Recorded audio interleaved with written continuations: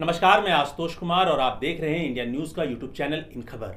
ये है हमारा स्पेशल प्रोग्राम जरा सोचिए। यहाँ पर हम चर्चा करते हैं वैसे विषयों पर जो देश में चल रहे थे। आपने देखा होगा, कल एक बहुत बड़ी तस्वीर आपको दिखी होगी पूरे राष्ट्रीय टीवी मीडिया पर, जहाँ किसान और जवान आमने सामने आ गए।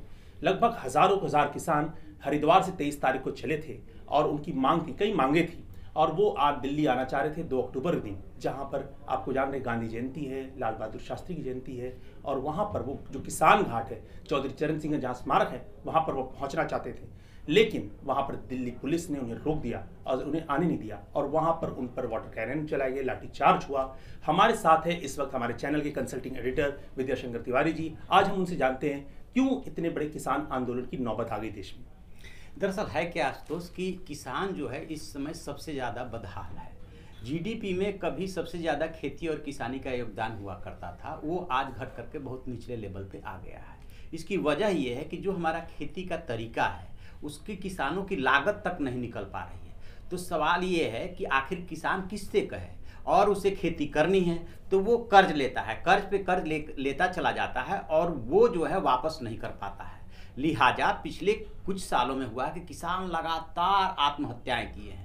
तो वो किसान ये कहना चाहते हैं सरकार से कि हम जिस तरह से औरों का कर्ज माफ़ हो रहा है, हमारी कर्ज माफ़ी हो, हमें सस्ते दर पे लोन मिले, हमें और सुविधाएं मुहैया कराई जाए, जैसे हमें पेंशन दी जाए, हमें छूट दी जाए कुछ चीज़ों में। उन मांगों को लेकर के बहुत दिनों से करते चले आ रहे थे, लेकिन जब सरकार ने ध्यान नहीं दिया तो इन लोगों ने 14 प्रदेशों के किसानों ने ये तय किया कि हरिद्वार से चल करके हम 2 अक्टूबर को दिल्ली पहुंचेंगे और वहां पे अपनी मांग रखेंगे। लेकिन इस बीच में सरकार ने डिसीजन क्या किया कि दिल्ली में उनको एंटर नहीं करने दिया जाएगा, यहां से टकराव की नौबत आई।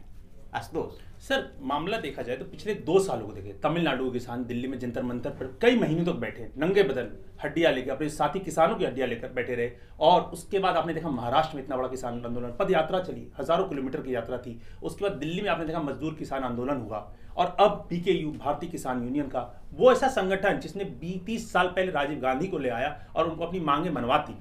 तो ये जो किसान जो है इतने गुस्से में, अंडर करेंट जो चल रहा है लगातार 2 सालों में देश में, इसका कितना प्रभाव पड़ेगा आने वाले चुनाव में?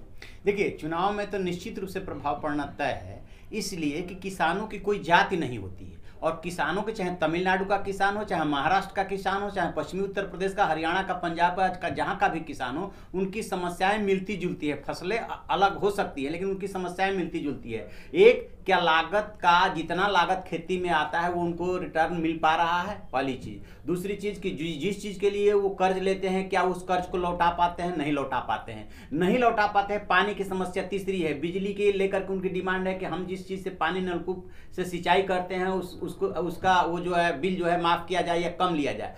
तो लब्बो-लुआब ये है कि किसान यहाँ पे बुरी तरह से घिर गया है।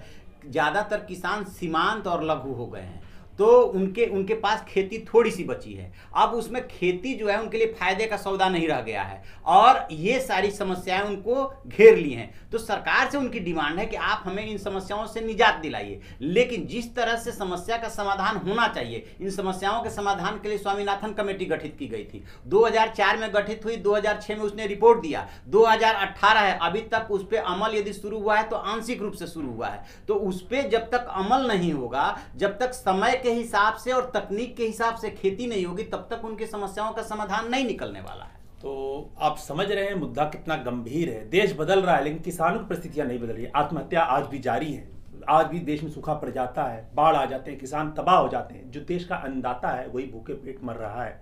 तो इस पर हम लगातार चर्चा करते रहेंगे। अगर आप इस तरह की गंभीर रिपोर्ट देखना चाहते हैं, ऐसी विचार विमर्श देखना चाहते हैं, तो हमारे चैनल इन खबर को सब्सक्राइब करें।